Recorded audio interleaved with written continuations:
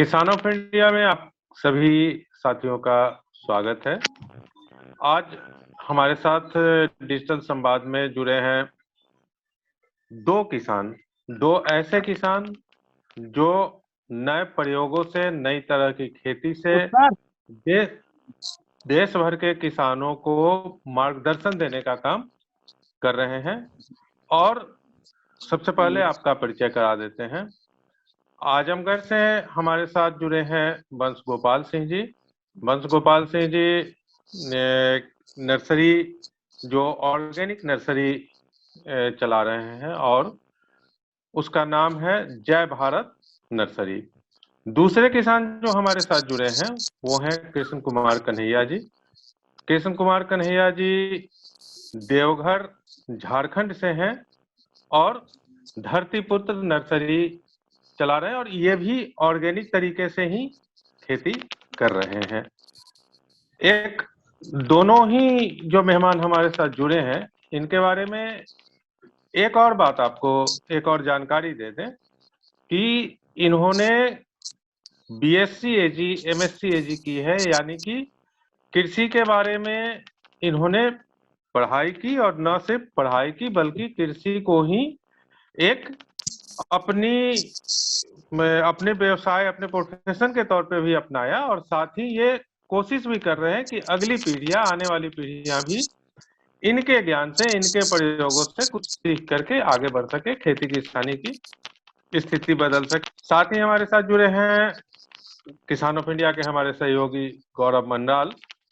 तो शुरुआत करते हैं, हम अपने मेहमानों से बात करते हैं कि पहला सवाल वंश जी आपसे, सवाल ये कि जो ऑर्गेनिक खेती के बारे में एक हाल के दिनों में एक प्रचार भी कहें या जागरूकता भी कहें जो नए सिरे से शुरू हुई है, उसके बारे में क्या कहना चाहेंगे? क्योंकि किसानों का ये कंसर्न, ये चिंता, मतलब किसानों ने चिंता अक्सर जताई, हम लोगों से भी जब मिलते हैं और पढ़ते भी हैं, हम लोग देखते भी हैं अलग अलग जगहों पर जो लेख आ रहे हैं कि अगर ऑर्गेनिक खेती की ओर किसान बड़ी संख्या में जाते हैं तो कृषि उत्पादन घटेगा, इसका नुकसान होगा। तो इसको लेकर के सबसे पहले आपसे हम जानना चाहेंगे कि क्या वाकई ऐसा है? सर सर सर जैसे मान लीजिए कि हम 1 हेक्टेयर कर रहे हैं, तो 1 हेक्टेयर में हम अगर टोटल एक ही बार ऑर्गेनिक चले जाएं तो जरूर नुकसान होगा। तो हम किसानों से ये कहेंगे कि आप आधे में आप रासायनिक वाली करिए और आधे में जो है ऑर्गेनिक करिए, फिर उसको धीमे धीमे कन्वर्ट होइए। तो आप फिर जब हमारी जो सॉइल है, जब उसका नेचर बदल जाएगा तो हम टोटल पर आ जाएंगे और टोटल फिर फार्मिंग होने लगेगी और अच्छा रिजल्ट आने लगेगा फिर जी। और आपने जो वंश गोपाल जी जो नर्सरी ये है वो किस तरह की नर्सरी है जरा, और कितने रकबे में, थोड़ा इसके बारे में बताइए। नर्सरी तो मेरी सर जो है 5 हेक्टेयर की है जी 5 हेक्टेयर की नर्सरी है। मेरे पास जो है 65 एम्प्लॉय जो है परमानेंट काम करने वाले हैं जी। जी। और इसमें किस तरह के, मतलब इस नर्सरी में क्या क्या आप कर रहे हैं? Sir all kind of plants जो है ग्रो होते हैं हमारे पास, और हम वहीं पर जो है 1 बीघे जमीन में अपनी ऑर्गेनिक फार्मिंग भी करते हैं जी। जी। इस समय कौन सी फसल लगा रखी है आपने? अभी हम फसल लगाने जा रहे हैं, जो तैयारी हमारी प्रिपरेशन हो गई है। हम गर्मी की सब्जियां जो है लगाने जा रहे हैं। गर्मी की सब्जियां। और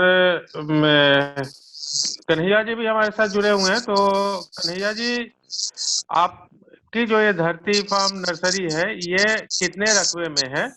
और सबसे पहले ये बताइए कि इसका आइडिया आपको कैसे आया कि इस तरह की एक नर्सरी बनाई जाए जो अलग तरह की हो? जी, सबसे पहले तो सभी को प्रणाम, दर्शकों को भी और होस्ट को भी, और हमारे जो गेस्ट हैं इस काम में लगे हुए हैं यूपी से, उनको भी प्रणाम करते हैं, क्योंकि ये बहुत ही बड़ा काम है, पर्यावरण से जुड़ा हुआ है और खास करके जो जैविक खेती है वो एडॉप्ट नहीं कर पा रहे हैं किसान उसको, और इस काम में जो लगे हैं तो उनको काफी मुश्किलों का सामना भी करना पड़ता है। तो ये कभी बहुत साहस की बात है। सिनारियो तो अलग होता है, सरकार कुछ और बोलती है लेकिन जमीन पे वो दिख। हम जो इस काम को शुरू किए, आप जानते हैं, हम लोग लगभग जी जी जी 12-15 साल मीडिया में रहे, लेकिन चूंकि मेरी पढ़ाई लिखाई सब एग्रीकल्चर से थी, तो लास्ट में जब न्यूज एक्सप्रेस में हम लोग थे तो उसमें नामवर सिंह का जो एक है, एक बात मुझे एकदम बैठ गया दिमाग में। उन्होंने कहा कि जीवन में एक बार अपने मन का करना, नहीं तो आप बहुत पछतावा होगा। एक सप्ताह भी नहीं लगा, बोरिया बिस्तर मैंने समेट लिया दिल्ली से और सारे चीजों को पैक करके वापस आ गए अपने नेटिव। और यहाँ पे मैंने एक कंपनी बनाई, कंपनी बना करके एक नर्सरी चला रहे हैं और फार्मर्स को ट्रेन कर रहे हैं। मेरा काम ज्यादा मतलब मेरा उद्देश्य ये नहीं है कि हम बड़े हो जाएं, मेरा उद्देश्य ये है कि हम बहुत सारे बड़े उद्यमियों को खड़ा कर दें। ये उद्देश्य है। मतलब ट्रेनर की भूमिका अभी बहुत जरूरत है भारत में, ट्रेनर कम है। और सरकार की नजरों में या सोशल जो एक्टिविस्ट हैं उनकी नजरों में सफल वही दिखता है जो खुद केवल बड़ा हो जाए। तो एग्जाम्पल सेट करने का तरीका इंडिया में गलत है। अभी जरूरत है शिक्षक की, जो इस क्षेत्र में लोगों को ट्रेन करे, ज्यादा से ज्यादा एंटरप्रेन्योर खड़ा करे। इतने बड़े देश में आप सोच सकते हैं 50 साल में आपके देश का जो मिट्टी है वो बदल गया। 50 सालों में हमने केमिकल घुसा घुसा करके पूरे शरीर में बीमारियां पैदा कर दी, और इसमें सहयोगी सरकार भी रही। तो ये आइडिया था ही, उसी आइडिया को समेटते हुए हम देवघर आए। एक रमणीक जगह है, यहाँ पे मेरा जो नर्सरी है, नेन नर्सरी है, वो करीब 10,000 स्क्वायर फीट का है। मैं आपको दिखाने की कोशिश करता हूँ। ये नर्सरी है जहाँ यहाँ एक तरह से केवल सेलिंग पॉइंट है हमारा, और इसमें फल वृक्ष फूल भी है, सारा चीज, क्योंकि हम सब चीज रखना पड़ता है। आते हैं, आप ये देख रहे हैं साइड साइड में पपाया है, फार्मिंग करने के लिए किसानों के लिए मैंने बना रखा है।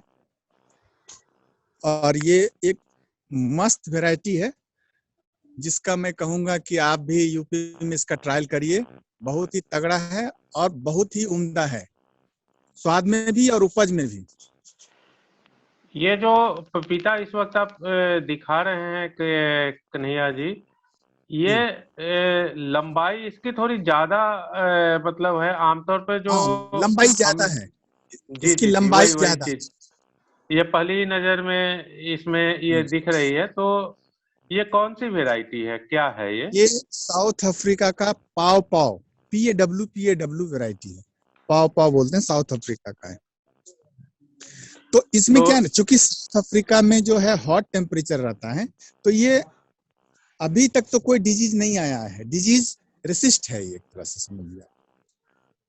जी कन्हैया जी, एक सवाल मेरा भी आपसे एक सवाल था कि आपने बोला कि भारत में ट्रेनीज की बहुत जरूरत है जो खेती में ट्रेन करें, तो ऑर्गेनिक खेती की तरफ और रुझान बढ़ाए लोगों का। लेकिन मेरा सवाल ये है कि एग्रीकल्चर सेक्टर में ट्रेनीज की कमी क्यों है? अगर आप दूसरे किसी सेक्टर में देखेंगे, अगर चाहे मेडिकल सेक्टर हो, चाहे योगा सेक्टर हो, या किसी भी सेक्टर में, तो आपको ट्रेनर्स हर जगह मिल जाएंगे। पर भारत एक ऐसा देश माना जाता है जो कृषि प्रधान देश है, पर फिर भी हमारे पास ऐसे ट्रेनर्स क्यों नहीं है जो खेती की तरफ लोगों को समझा सके, उनका रुझान बढ़ा सके? भारत कृषि प्रधान देश है, लेकिन मैं अभी एक मीडिया की भाषा बोलता हूँ।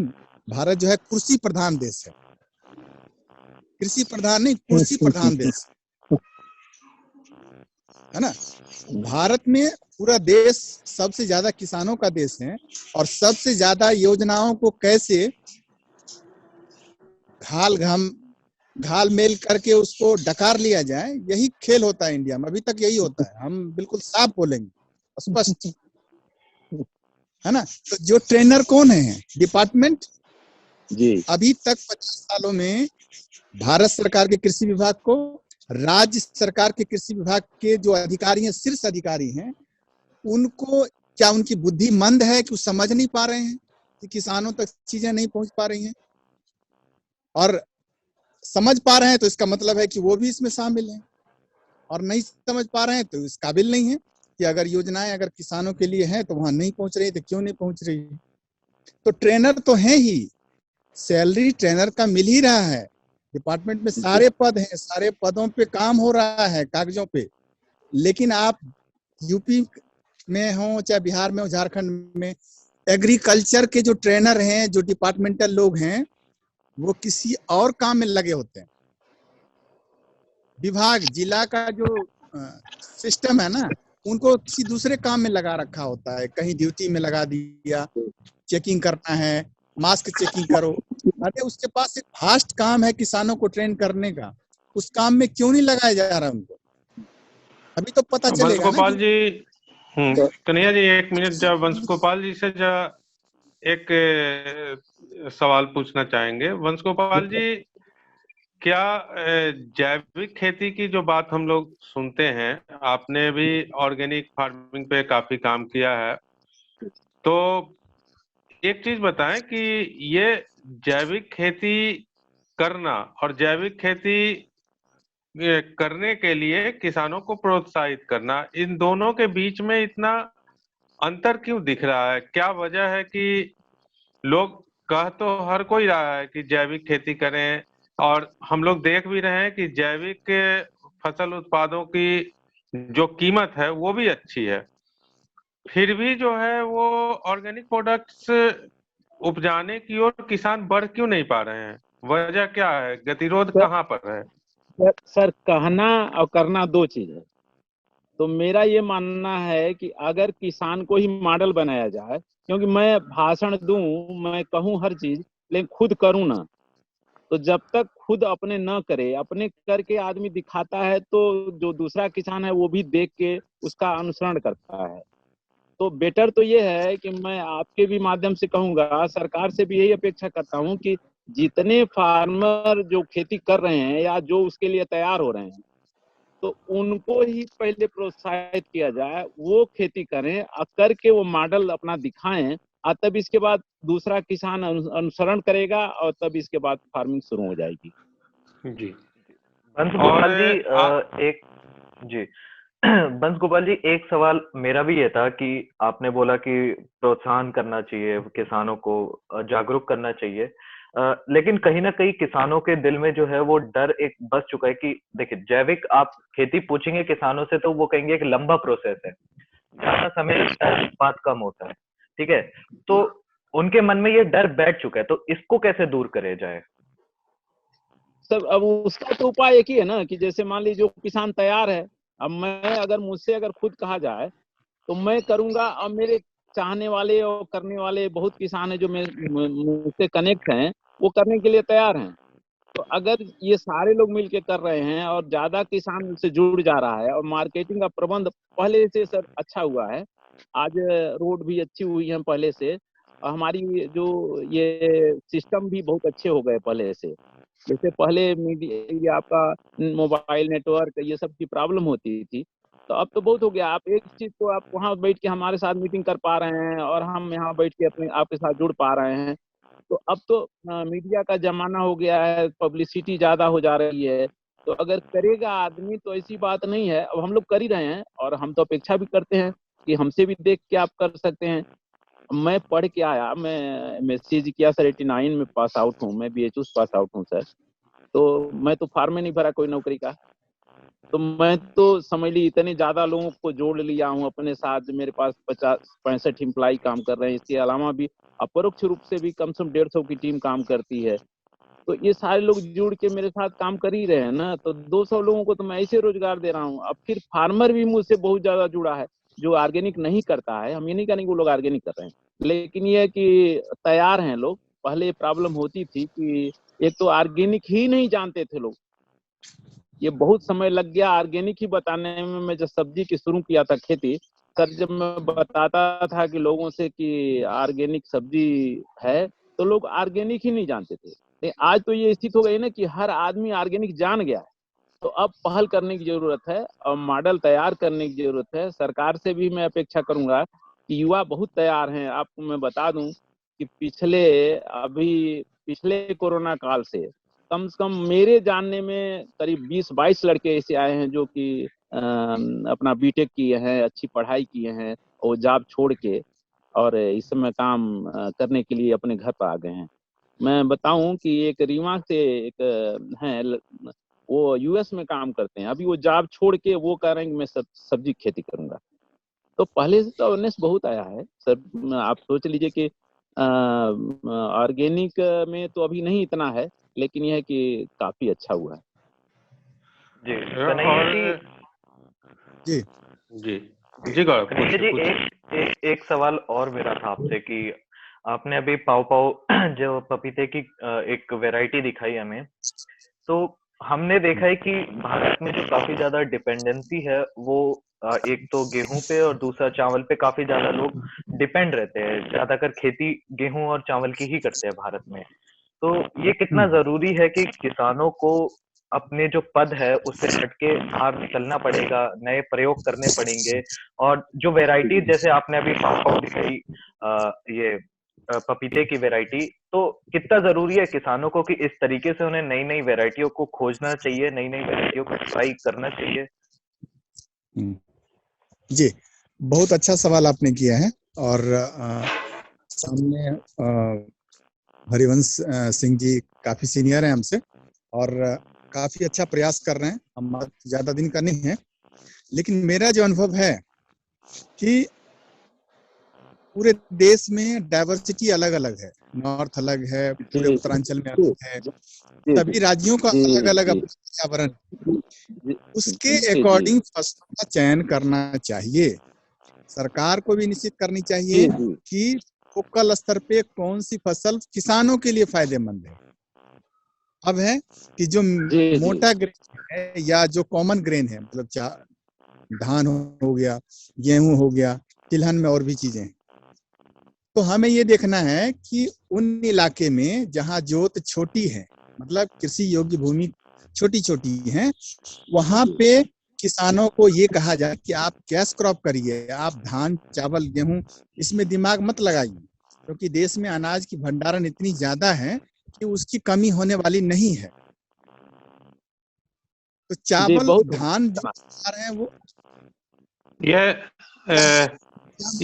बहुत, हाँ, ये आपने काफी मतलब जमीनी बात बताई कि जिनके पास कम जोत की जमीन है उन किसानों को कैश क्रॉप की ओर जाना चाहिए। उन्हें गेहूं और धान की खेती करने से उन्हें कोई फायदा नहीं होने वाला है, उनकी स्थिति नहीं बदलने वाली है। बिल्कुल सही, आप जारी रखिए कन्हैया जी। जी, अब हम आते हैं कि फिर क्या करना चाहिए हमको। तो हमेशा वैसे छोटे किसान जिनकी 1 एकड़ से कम भूमि है, जो लोकल खपत होने वाली चीजें हैं, जिससे कि उनको डोर स्टेप यानी कि मार्केट जाकर के 1-2 किलोमीटर में उनका काम हो जाए, उस तरह का फार्मिंग करना चाहिए। उस तरह के फार्मिंग में क्या आता है, डेली नीड, जो डेली खपत होने वाली चीज है। जैसे गेहूं है, तो गेहूं तो एक बार उत्पादन कर लेगा लोग, एक बार 1 क्विंटल 2 क्विंटल अगर पिसाई कर लिया तो उसका काम हो जाएगा। लेकिन सब्जी तो रोज खाना है, फल तो डेली खाना है ना।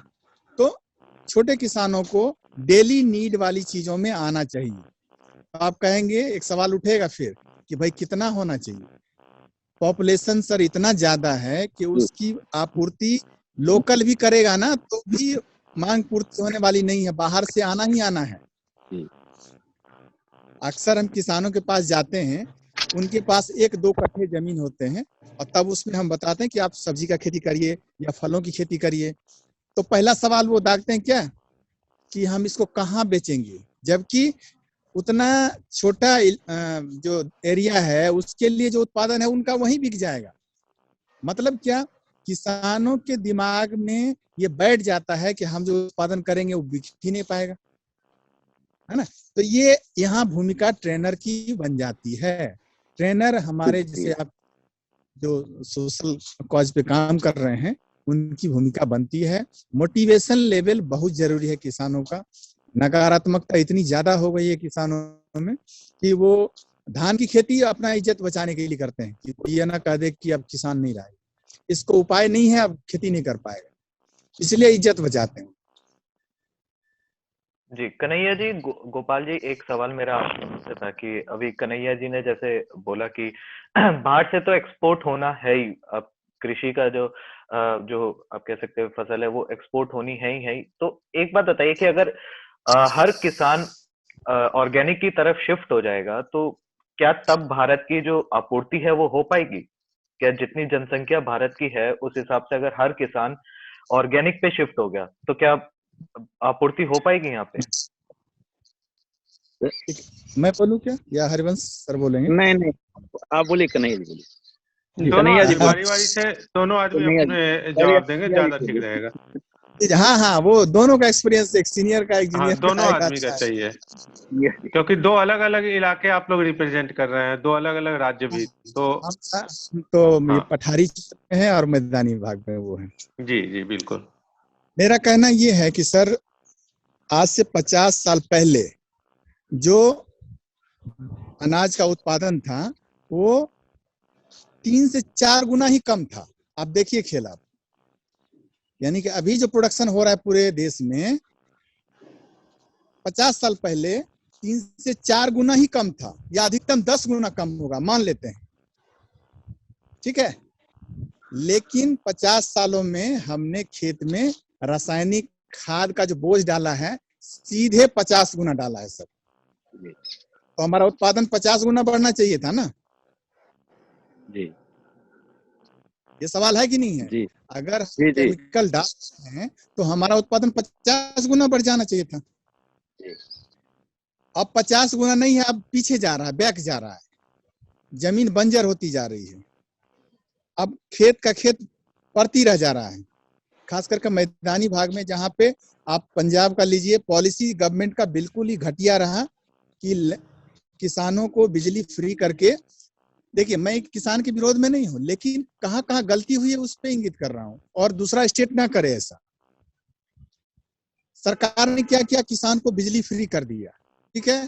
तो जब फ्री हो गया तो बिजली पंप में लगा हुआ है, चल रहा है बोरवेल, ठीक है, और ट्रॉली से केमिकल फर्टिलाइजर लाके पहले ब्रॉडकास्ट कर दिया और पानी चल रहा है, पानी चल रहा है। यानी कि पानी की जितनी जरूरत है उतना ही डालेंगे ना, फ्लड करने की क्या जरूरत है? अगर फ्लड करेंगे तो साइंस कहता है कि आप केमिकल उसमें मिल गया अगर उस पानी में, तो पानी में मिल के कहाँ जाएगा? वो ग्राउंड वाटर में जाएगा। ग्राउंड वाटर से पानी निकाल के फिर क्या करेंगे? हम लोग पी लेंगे। यानी कि अनाज में कुछ दिनों के बाद आएगा केमिकल मेरे बॉडी में, लेकिन पानी में तो डेली बाय डेली हम ले रहे हैं। क्या हुआ फायदा? आज देख लीजिए, हाई इल्डिंग के कारण जो है अब लोग वहां इल्डिंग क्या करेंगे, अब मरने को तैयार हैं। तो साइलेंट किलर के रूप में जो इस्तेमाल किया गया उसकी जरूरत अब नहीं है। अब तो ये स्थिति आ गई है कि अगर आप जमीन को न्यूट्रलाइज नहीं करेंगे तो आप कल खेती नहीं कर पाएंगे वहां पे। तब आता है दूसरा कि क्या हम उत्पादन उतना लेंगे, उतना उत्पादन मिलेगा? बिल्कुल मिलेगा, क्यों नहीं मिलेगा? उसमें एक सेलेक्टिव अप्रोच अपनाना पड़ेगा। हम फार्मिंग को, केमिकल को कैसे धीरे धीरे, स्टेप बाय स्टेप, जैसे अभी सीनियर भाई साहब ने कहा कि हमें स्टेप बाय स्टेप जाना पड़ेगा। एग्जाम्पल के लिए साधारण भाषा में आप सबसे शेयर करते हैं कि लोग भी देखेंगे। कोई भयंकर दारूबाज है जिसको डेली पीने की आदत है, अगर आप उसको पकड़ के एक दिन उसका दारू बंद कर देंगे, दूसरे दिन वो हॉस्पिटलाइज हो जाएगा या उसकी मौत भी हो सकती है। वो उसका मतलब उसका बॉडी हैबिचुअल हो चुका है शरीर में दारू डालने के लिए, अगर उसको आप एक बार कट करेंगे तो। और वही चीज अगर उसकी मात्रा धीरे धीरे धीरे धीरे कम करेंगे, एक दिन आकर के उसको आराम से आप दारू छुड़ा सकते हैं। बस खेत में भी यही है। खेत में अगर एक दिन आप एक बार की केमिकल को अवॉइड करके आप उसमें आएंगे, आपका उत्पादन नहीं होगा, फिर किसान परेशान हो जाएंगे। तो इसलिए क्या करना है, सबसे पहले केमिकल को कम से कम करना है। जमीन के अंदर सॉइल टेस्ट करके उसके अंदर कौन चीज की अधिकता है, किस तत्व की मात्रा बढ़ गई है, उसको खपत कराने के लिए उस मात्रा को नहीं देना है। बाद बाकी उसी फसलों को लगाना है, ज्यादा एब्जॉर्ब हो जाए। उसके बाद बैलेंस फर्टिलाइजर का इस्तेमाल करना है। तो आजकल ऑर्गेनिक भी बहुत आ गया है मार्केट में, जो नाइट्रोजन, फास्फोरस, पोटास इस सब की मात्रा को खेतों में बढ़ाता है, प्लांट को पहुंचाता है। और एक और चीज जो बहुत ही नॉलेज का चीज है, हम शेयर करेंगे। दूसरा सवाल करिए, वो हम लास्ट में आपको बताएंगे। वंश जी, इसी सवाल के बारे में जो अभी गौरव ने किया है, तो एक बार उसी सवाल के बारे में वंश जी का जवाब जान लेते हैं। सर देखिए, ये तो जो कन्हैया जी ने कहा था कि फार्मिंग में हम अगर एक बाइक छोड़ देंगे तो पैदावार हमारी घटेगी और भोजन की प्रॉब्लम हो जाएगी, जो ये बात चल रही थी। तो सर ऐसा आने की देखिए, अब उत्पादन तो इतना हम कर दे रहे हैं कि समझ लीजिए सरकार के लिए बोझ हो गया। हमारा धान गेहूं इतना उत्पादन हो गया सर कि 7-8 साल के लिए तो हमारे पास गोदाम भरे हुए हैं, हमारे पास जगह ही नहीं है। जी तो इतना इसकी उत्पादन वजह, होगा। वंश जी, इसकी एक वजह ये भी है कि ये धान और गेहूं की चूंकि सरकारी खरीद सबसे ज्यादा होती है, तो जी। इन दोनों फसलों का रकबा भी सबसे ज्यादा है। जी हाँ। तो इस वजह से भी ये है सर ना, स्थिति। जो जैसे आप कह रहे थे कि ये प्रॉब्लम आएगी कि हो जाए कि लोग कह रहे हैं कि अगर ऑर्गेनिक होने लगेगी तो लोग खाना के लिए कम हो जाएगा। ऐसा कुछ नहीं सर, पहले से क्षेत्रफल काफी बढ़ गया है। बहुत कम जमीन में खेती होती थी पहले। सरकार ने जो भी योजनाएं चलाई या लोगों मतलब आबादी बढ़ी तो कल्टीवेटेड एरिया भी बढ़ गई सर। मैं पहाड़ पर काम करता हूँ जाकर उत्तराखंड में सर, और वहाँ के किसान सर कोई रासायनिक खाद नहीं डालता है, और इतना मटर होती है, इतना आलू होता है, इतना सब्जी होती है सर कि मंडियां पट जाती हैं उत्तराखंड के पहाड़ों से जो सब्जियां आती हैं या मटर आती है या उनके गेहूं चाहे जो भी आता है, फसलें आती हैं। तो बहुत उत्पादन बढ़ा है सर, ऐसा कुछ नहीं है। एकदम ऐसा नहीं होने वाला है कि हमारा भोजन की कमी हो जाएगी। ऑर्गेनिक शुरू हो जाएगा, हमारी सॉइल जितनी खराब हुई है सर, वो धीमे धीमे हमारी मिट्टी जो है सही हो जाएगी। लोग जो है हरा जो है खाद आपका ढैंचा सा नहीं लगाएंगे खेतों में। पशु रखेंगे, सबसे बड़ी प्रॉब्लम तो है सर, पशु कोई रखना नहीं चाहता। तो पशु भी रखना जरूरी है। अगर पशु रखेगा तो उसे दूध मिलेगा, कम से कम शुद्ध दूध तो मिलेगा उसे। तो एक चीज,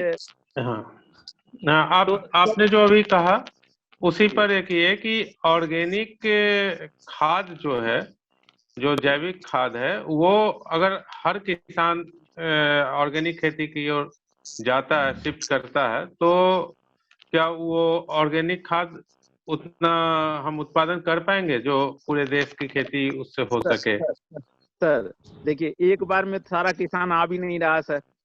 एक बार में तो सब किसान आ भी नहीं रहे। 10%, 20%, 30% शुरू होंगे। तो जैसे जैसे करेंगे वो अपने संसाधन व्यवस्था कर लेंगे। पहले भी होती थी ना खेती, ये तो जो हुई है सर इधर 40-50 वर्षों में हुआ है। उसके पहले तो वही होती थी खेती ना, कहाँ कोई रासायनिक खाद डालता था सर। और आज सर जरूरत ये एक चीज और है कि सरकार के जो प्रतिष्ठान है, जैसे इफ्को ने अभी सर कई ऑर्गेनिक चीजें बनाया है, न्यूट्रिएंट्स जो है। तो अगर इस तरह के प्रतिष्ठान काम करें और ऑर्गेनिक जो है वो खाद बनाएं और वो किसानों तक उपलब्ध हो, तो वो भी होगा। फिर हम अपना हरी खाद तैयार करेंगे, अपना सनई ढैंचा खेतों में लगाएंगे, फिर इसके बाद गोबर की सड़ी खाद यूज करेंगे, वर्मी कंपोस्ट यूज करेंगे। हमें कोई प्रॉब्लम नहीं, मुझे नहीं लगता है सर, ये तो मेरा एकदम है कि मेरा ये मानना है कि कुछ भी नहीं ऐसा होने वाला है। और ये किसान भी अगर डाइवर्ट होगा तो धीमे धीमे होगा सर। ऐसा थोड़े कि सारे किसान एक ही बार जो है शिफ्ट हो जाएंगे पूरा ऑर्गेनिक पर सर। तो ऐसी कुछ प्रॉब्लम आ नहीं रही।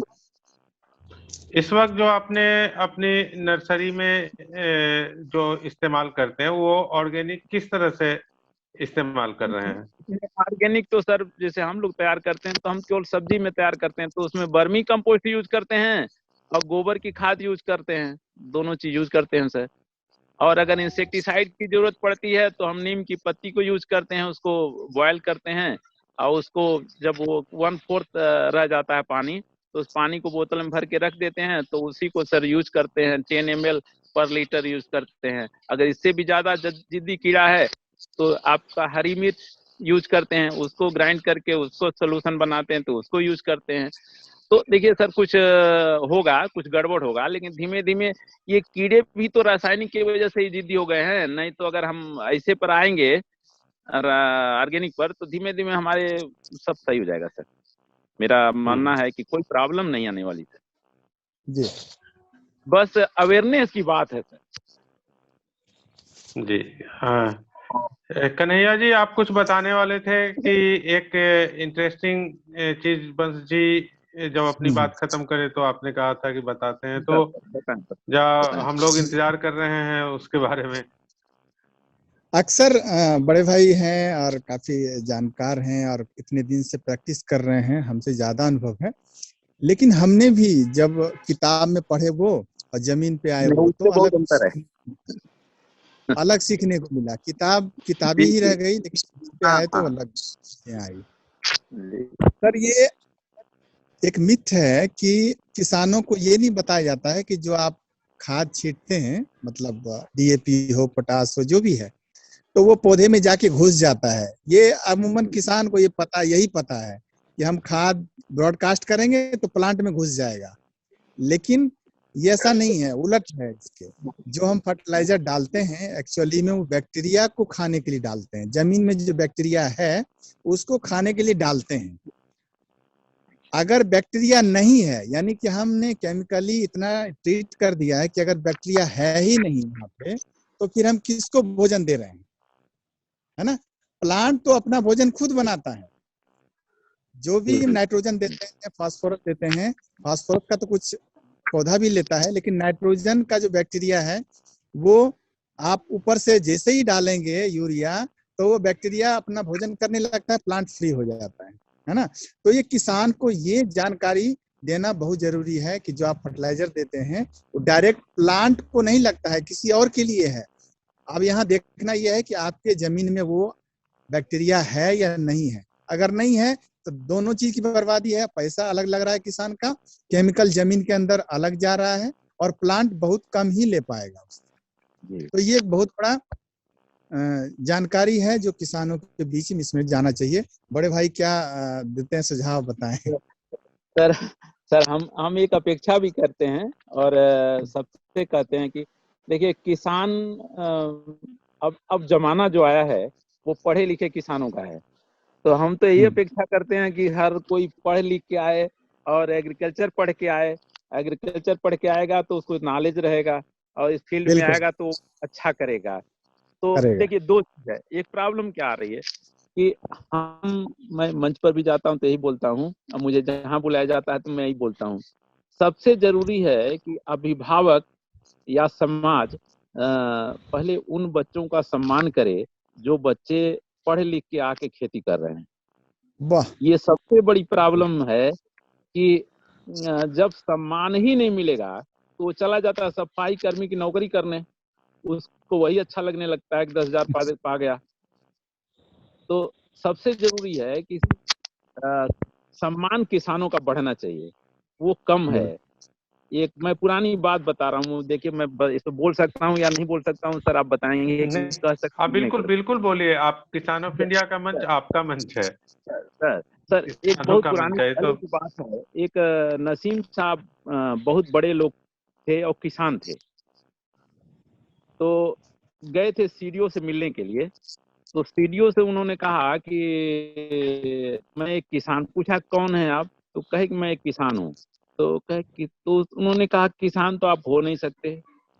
अब नसीम साहब पढ़े लिखे आदमी थे और बड़े लोग थे, तुरंत जो है रिएक्ट हो गए और उन्होंने बड़ी क्लास ली उनकी। उन्होंने कहा कि देखिए आप, मैं किसान इसलिए नहीं हूँ कि आपके दिमाग में एक फिगर है किसान का, कि उसके चेहरे पर हो, उसके बदबू आ रही हो सर, तो उसके पसीने से बदबू आ रही हो, वो उसके कपड़े फटे हों, उसके जूते फटे हों, तो वो आपके दिमाग में फिगर है। लेकिन अगर आप ये देखें कि किसान है जो आपसे महंगा मेरा जूता है, आपसे महंगा मेरा कपड़ा है, आपसे बड़ी गाड़ी से मैं आया हूँ, हैं, तो अगर वो फिगर मैं दिखाऊंगा तो आप हमको किसान मानबे नहीं करेंगे।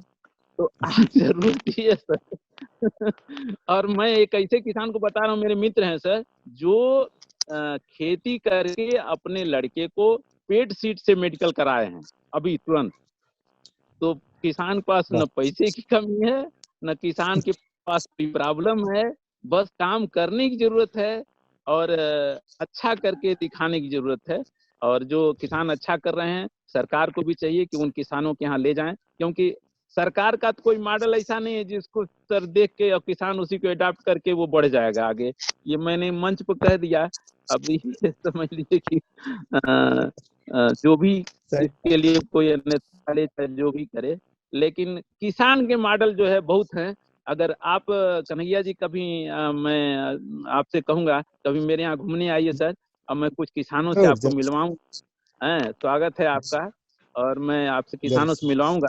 आपको बहुत अच्छा लगेगा कि बहुत अच्छे अच्छे किसान हैं और बहुत अच्छी स्थिति में हैं। हाँ, एक बात हम जोड़ना चाहेंगे आपके साथ ही कि जैसे कोई डॉक्टर बनता है किसी के घर में, तो सबसे पहले तो अपने घर का, तो घर के लोगों का स्वास्थ्य का देखभाल तो बेहतर कर सकता है। उसी तरह किसान अगर पढ़े लिखे एग्रीकल्चर से करके अगर फार्मिंग करता है घर का कोई बच्चा, तो एक बढ़िया फार्मर बन सकता है और पूरे घर को अच्छा फूड दे सकता है। इस मॉड्यूल को लेके चले आदमी, है ना। मतलब चूंकि अभी कोरोना में भी लोगों ने देखा कितना इम्यून सिस्टम डाउन हो गया, लोग परेशान हो गए, सब लोग गवाह हैं इसके। लेकिन गांव में रहने वाला किसान कहाँ इफेक्टेड? कोई नहीं। तो इसका मतलब कुछ तो बात है जी, कोई प्रॉब्लम नहीं हो किसान को। बोलना चाहिए कि आप एक फैमिली डॉक्टर जरूर बनाते हैं, उसी तरह फैमिली फार्मर भी बनाना चाहिए आदमी को। जो बड़े लोग हैं जो शहरों में रहते हैं, हर आदमी अपना एक फैमिली फार्मर बनाए, अपने जरूरत का सामान गांव जाकर के उनसे खरीदे, 2 रुपया ज्यादा दे उनको, तो एक तरह से एक प्रोत्साहन मिलेगा और लोगों को लगेगा कि नहीं, हम अच्छा बेहतर चीज लोगों को दे रहे हैं। तो फैमिली डॉक्टर की जैसे नीड है, उसी तरह फैमिली फार्मर की भी नीड है। पूरे देश में ये चीज मैसेज जाना चाहिए। एक सवाल कन्हैया जी से, जो आपने कहा कि आप अपने धरती पुत्र एग्री फार्म में ट्रेनिंग देने का काम करते हैं, तो किस तरह की ट्रेनिंग देते हैं किसानों को और क्या बताते हैं उन्हें? कैसे इससे दूसरे किसान जो हैं वो कैसे प्रगतिशील खेती की ओर बढ़ रहे हैं? कैसे क्या इसका तरीका क्या है, मॉडल क्या है? मॉडल साफ है। किसानों को ट्रेनिंग देने के लिए हम कोई फीस नहीं लेते हैं, कोई फीस नहीं। मेरे पास आते हैं, जितनी देर बात करनी है, उनको जानकारी देना है, हम फ्री ऑफ कॉस्ट देते हैं। हाँ, उनके गांव जाते हैं, मुझे जाना पड़ता है, अगर पूरे 1 दिन का समय लग जाता है तब हम कुछ फीस चार्ज करते हैं, वो भी नॉमिनल होता है, आने जाने का खर्च हो जाए, बस इतना ही। खाना पीना तो खैर भगवान की तरह करते हैं, किसान तो जिस तरह से स्वागत करता है कोई कहाँ से कर पाएगा, तो उसकी दिक्कत नहीं है। हम गांव के लेवल पे जिस तरह से जागरण कर रहे हैं, झारखंड में संथाल परगना में बहुत लोगों को मैंने मोटिवेट किया और सभी बाग लगाने के लिए रेडी हैं, कर भी रहे हैं लोग। और मेरी हालत ये है कि एक्चुअली में मेरी क्षमता अब नहीं बन पा रही है सबको मतलब ये करने के लिए, ये स्थिति में आ गए हैं। मेरी क्षमता नहीं रह गई है उतनी, क्योंकि जिस तरह से अगर थोड़ा सा हम फ्लरिश करेंगे ज्यादा, तो हमें बहुत ज्यादा पूंजी की जरूरत पड़ेगी, बहुत ज्यादा कैपिटल की जरूरत पड़ेगी। तो कैपिटल की जरूरत पड़ेगी, तो ये देखिए यहीं पे मैं एक सवाल उठाता हूँ कि विकास नहीं होता है, कैपिटल कहाँ से आएगा? बैंक से। बैंक में दौड़ते दौड़ते परेशान हो जाते हैं, लेकिन कोई मैनेजर सुनने को तैयार नहीं है बिहार झारखंड में। उसको ये एग्रीकल्चर मतलब बेकार काम, मतलब एग्रीकल्चर का मतलब है कि बैंक अधिकारी को लगता है कि इससे रिकवरी नहीं होगा, जबकि बैंक मैनेजर 100 बार आता है कि पूरे दिन हम 10-20 हजार का मटेरियल बेचते हैं। तो ये ब्रेन वॉश कहाँ से करना है, ये सरकार को देखना होगा। और एक एग्जांपल और मैं बताता हूँ। अभी 1 सप्ताह पहले एक मैनेजर आए हमारे पास, वो गुजरात से ट्रांसफर होके आए। मैंने कहा कि सर क्या है, यहाँ के मैनेजर को मैं जाता हूँ बोलने, आप कह रहे हैं बहुत अच्छा कर रहे हैं, और हम अपने मैनेजर के पास जाते हैं तो बोलता है कि नहीं नहीं नहीं, आपको अगर 10 लाख लोन लेना है तो 10 लाख कम गिरवी रखिए मेरे पास पैसे। तो बोले नहीं, यहाँ तो सोच सही में ठीक नहीं है, गुजरात में तो कोई दिक्कत ही नहीं है। भाई स्टेट बदल गया तो मैनेजमेंट बदल गया क्या? ये कैसे दूर होगा, कौन करेगा इसको? मैं प्राइवेट लिमिटेड कंपनी चलाता हूं, सरकार को सही वक्त पे टैक्स देता हूं, और एक एमएसएमई कंपनी होने के नाते कितनी बार गए, अब हम तो थक गए हैं, बैंक जब छोड़ दिए हैं, अब मुझे पैसे की जरूरत पड़ती है, हम लोगों से लेते हैं, दोस्तों से लेते हैं। तो डेवलपमेंट कैसे होगा भाई साहब बताइए आप? जिसके लिए बैंक है, जिसके लिए वो सिस्टम है, उस सिस्टम को दिखाई ही नहीं दे रहा कि हम कर क्या रहे हैं, कितने लोगों के जीवन में परिवर्तन ला रहे हैं। यहाँ 4-5 मजदूर काम करते हैं सालों भर, उनको रोजगार मिल रहा है, ये कोई मतलब नहीं है। ये सब चीजें हैं जो दुखदाई हैं, लेकिन मेरा मनोबल नहीं है, हम काम कर रहे हैं। ये तो संघर्ष जारी है, और इन संघर्षों के बीच जो है आप लोग काम कर रहे हैं, अलग ऑर्गेनिक एक नए तरीके से भी कर रहे हैं, जो जैविक खेती जिसके बारे में सरकार भी चाह रही है कि जिसमें ज्यादा लोग आए जुड़े, इससे फर्टिलाइजर का केमिकल का इस्तेमाल कम हो, लेकिन जमीन पर इसे लेकर के परेशानियां भी हैं और नीतियों को भी सही करने की जरूरत है, ऐसा कन्हैया जी भी बता रहे हैं। बंस जी के पास भी 70-75 लोग, जैसे उन्होंने कहा कि रेगुलर एम्प्लॉय हैं, तो रोजगार भी दे रहे हैं, नर्सरी भी चला रहे हैं, अगली पीढ़ी के स्वास्थ्य का भी ध्यान रख रहे हैं, क्योंकि यहाँ पर जो जिस तरीके से ये लोग खेती कर रहे हैं उसमें केमिकल का इस्तेमाल बिल्कुल ही नहीं कर रहे हैं। ऑर्गेनिक पर बाकी किसान बाद में आएंगे, अभी जो शुरुआती दौर में ही जो किसान शिफ्ट कर रहे हैं उनमें आप लोग भी शामिल हैं। तो और एक मॉडल के तौर पे भी आप लोगों ने चूंकि एग्रीकल्चर से पढ़ाई भी की है और इसे अपने मतलब जीविका के रूप में भी अपनाया है, और आप दूसरे किसानों को भी प्रोत्साहित कर रहे हैं, ये एक अच्छी पहल भी है। और हम उम्मीद करेंगे कि आज जो आपसे बात हुई, आप लोगों ने जो कहा उससे सुन करके हमारे बाकी किसान ऑफ इंडिया के जो दर्शक हैं, जो हमसे जुड़ रहे हैं, जो हमारे पाठक होंगे, जो वेबसाइट पे भी हम स्टोरी डालेंगे, उन्हें निश्चित रूप से फायदा मिलेगा। फिलहाल आप दोनों का और गौरव मंडाल आपका भी, आप सभी का बहुत बहुत धन्यवाद जी। नमस्ते। नमस्ते सर, धन्यवाद। Thank you. किसान ऑफ इंडिया के YouTube चैनल को सब्सक्राइब करने के लिए नीचे दिया सब्सक्राइब बटन दबाएं और किसान ऑफ इंडिया से जुड़े सभी अपडेट्स को पाने के लिए बेल आइकन दबाना ना भूलें।